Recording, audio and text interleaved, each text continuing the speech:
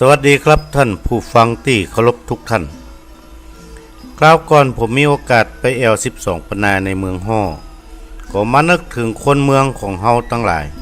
ที่มีภาษาเขียนภาษาอู้อันเดียวกัน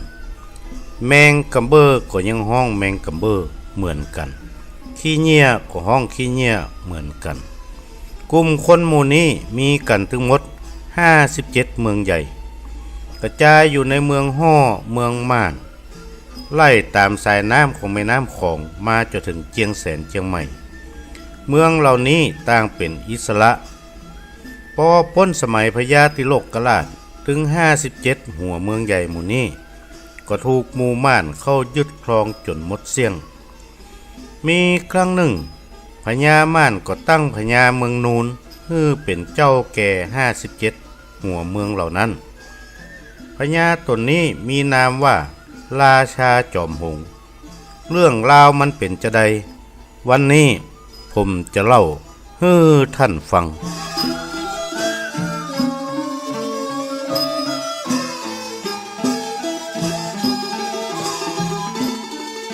หลังสิ้นบุญปารมีพญาติโลกราช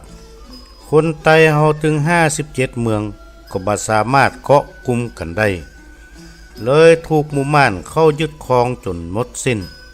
หมู่ม่านกวาดต้อนเอาพญากับครอบครัวแต่ละเมืองไปไว้ที่กรุงอังวะจนหมดสิ้นผ่านมาเป็น200กว่าปีจนถึงสมัยพญาจาบ้านเจ้าบุญมากับเจ้ากวิละฟื้นม่านหันไปเข้ากับเจ้าไต้หมู่ม่านก็พยายามโจมตีเมืองเชียงใหม่เอาคืนหลายครั้งแต่ก็บ่สามารถจะยึดเมืองคืนได้เพราะเชียงใหม่มีหมู่เจ้าไต้ขึ้นมาช่วยเหลือโดยตลอดหมู่ม่านโดยเฉพาะกษัตริย์อังวะก็เสียดายเมืองเชียงใหม่ยิ่งนัก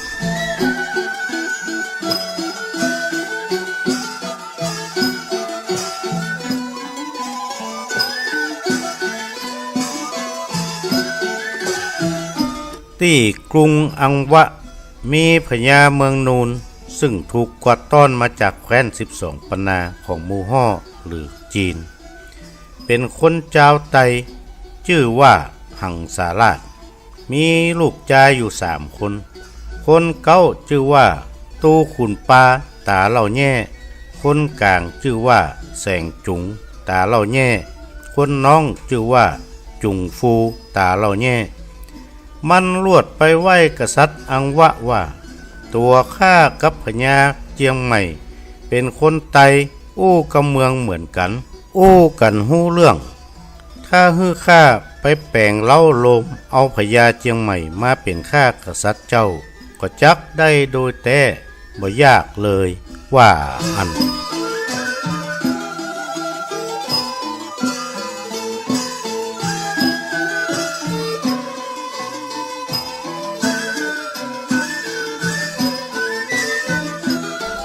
กษัตริย์อังวะได้ยินจะอั้นก็มีใจปิติชมชื่นยินดียิ่งนักกล่าวว่าถ้าอย่างมึงว่าแต่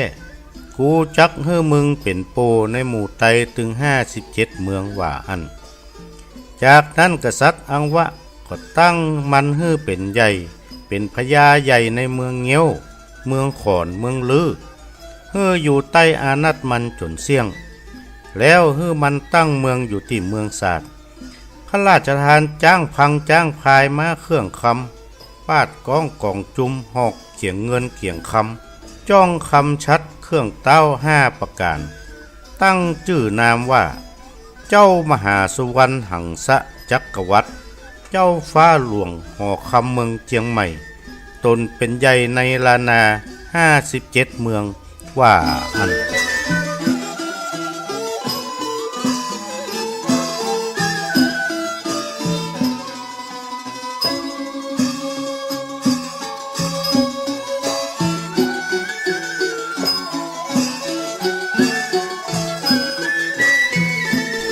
เมื่อได้อาจยาจากกษัตริย์อังวะ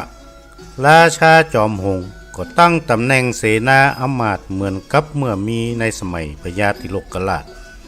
อันได้แก่พญาแสนหลวงพญา3 ล้านพญาเด็กกาย พญาจ่าบ้านเป็นใหญ่แก่พญาทั้งหลายปกครองเมืองของหมู่เจ้าไตที่อยู่ในอำนาจของหมู่ม่านจนหมดเสี้ยงหลังจากเรียบร้อยดีแล้วก็ตั้งคณะราชทูตอันได้แก่พญาชัยราชธานีพญาชัยเสนาเจียงแสนพญาเทพวงศ์เจียงแข็งพญาภาพเจียงตุงต้าวสิงคราชาต้าววงเจียงไฮแสนเขื่อนเมืองพญาแสนต้าวเมืองเลนราชาธรรมเมืองยองกับไพ่พลแห่ม70 คนเดินทางมุ่งมาสู่ยังเมืองเจียงใหม่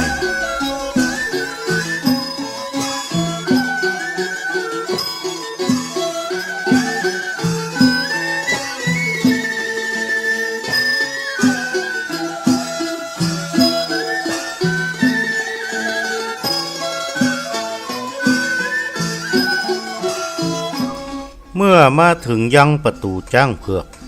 เขาก็ตั้งขบวนฟ้อนลำนำหน้าโปรยเข้าตอกดอกไม้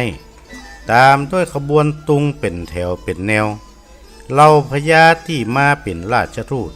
ก็แต่งด้วยเสื้อผ้าอาภรณ์งดงามตระการตายิ่งนักสมเป็นพญาใหญ่ของเมืองต่างๆนำบรรณาการใส่พานเครื่องเขินเดินเข้ามายังเมืองเจียงใหม่กำหนังสือเข้ามาถวายเจ้ากาวิละเจรจากำเมืองว่าราชาจอมหงผู้เป็นใหญ่ในหมู่เจ้าไตตั้งมวลขอเป็นไมตรีกับเมืองเจียงใหม่เป็นบ้านปี่เมืองน้องไผ่ยุกาข้ายุขายน้ำกลางตางบ่ใสไฟกลางตางบ่วอดขอดับเหียยังเส้นนี่สายทมเหียยังไปเหี่ยวแสนผีว่าอัน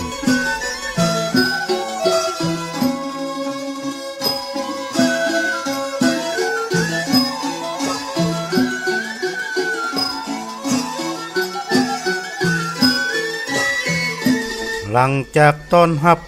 แล้วก็ทรงข้าราชทูตกลับไปแล้วเจ้ากาวิละเป็นเก้ากับน้องถึง2 องค์ก็มาประชุมพญาเสนาอมาตย์ทั้งหลายของเมืองเชียงใหม่พอยังเส้นสายลายราชสารแล้วหาโหราพิชาจารย์มาหารคูณตามคัมภีร์ศาสตร์เวทก็ออกเศษเป็นหานีบอกควรจักเจื่อฟังว่าอันจึงกระทำการอุบายแปลงหนังสือให้เต้าสิงคราชกำไปยังเมืองศาสตร์ในวันนั้นแล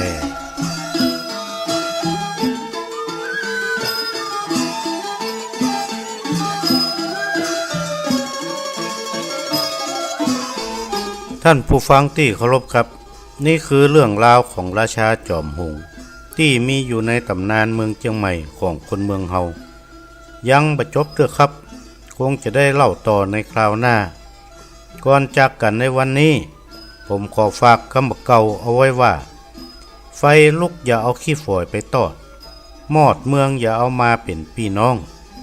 วันนี้ผมนานวาดขอวาดวางลงเต้าอี้เท่านี้แลสวัสดีครับ